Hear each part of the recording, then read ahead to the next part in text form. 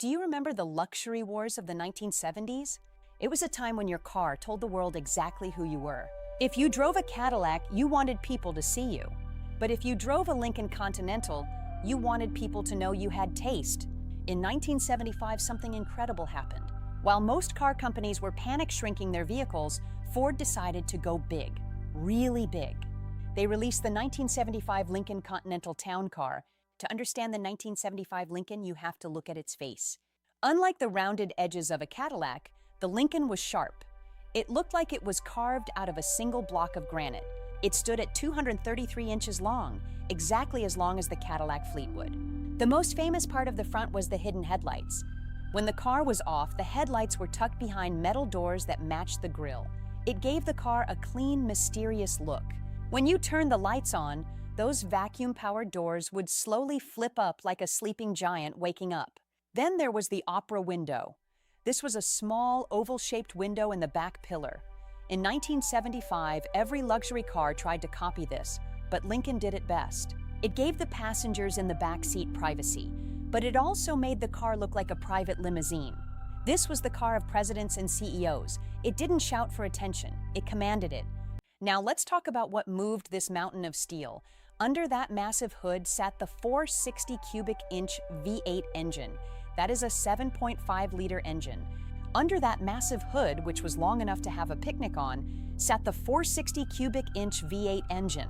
That is a 7.5-liter engine. By 1975, the government was forcing car companies to lower the power to save gas. But Lincoln didn't care about racing. They cared about effortless power. This engine was designed to be so quiet that you could barely hear it idling. When you were on the interstate, you didn't feel the gear shifts. The 3-speed automatic transmission was tuned to be as smooth as silk. You could be doing 75 miles per hour, and the only sound you would hear was the wind softly hitting the side mirrors. It used a lot of gas, sometimes only 8 or 10 miles per gallon. But for the person who owned a Lincoln Town Car in 1975, the price of gas was a small price to pay for that level of peace. It wasn't about the miles per gallon, it was about the quality of the mile. Thanks for following the architecture of elegance. Opening the door of a 1975 Lincoln was like opening the door to a high-end hotel suite. The doors were heavy, and they closed with a solid thud that felt like a bank vault. Inside, the seats were the star of the show. You didn't just sit on them, you sank into them.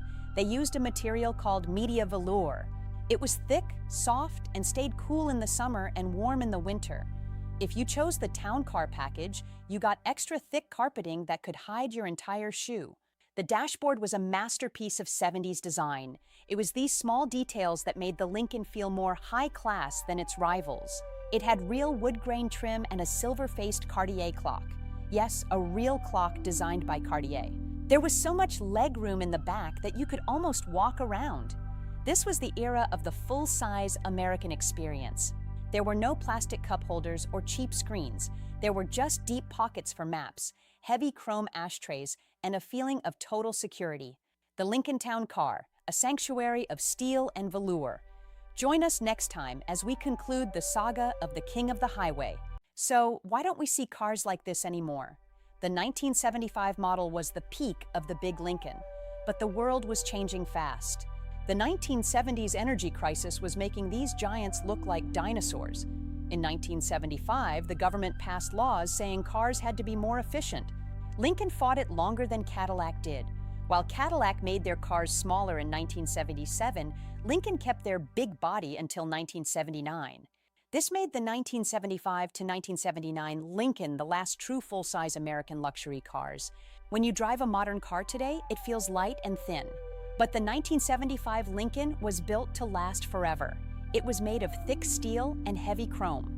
It was built during a time when American workers took pride in building the best in the world. When this era ended, a piece of American history died with it. The 1975 Lincoln Town Car was more than just transportation. It was a statement of power and peace. Thanks for joining us on Native Nerve. At the start of this video, I told you about a feature that Cadillac owners were jealous of. That feature was the Hydro Boost braking system. In 1975, Lincoln introduced a braking system that used the power steering pump to help you stop.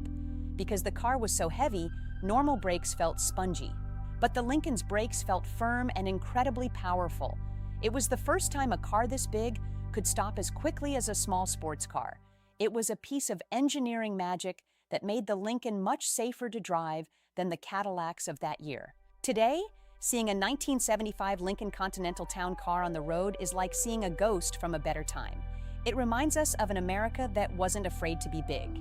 It reminds us of Sundays spent washing the car in the driveway and long family trips where no one complained about space. Do you remember the feeling of that 460 V8 pulling you down the road?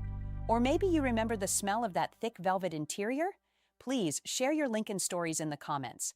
I read every single one, and they are the best part of this channel. If you want to see more stories about the Giants of Detroit, hit that subscribe button and give this video a like. It helps us keep the history alive. Thank you for watching Native Nerve, and I'll see you in the next one.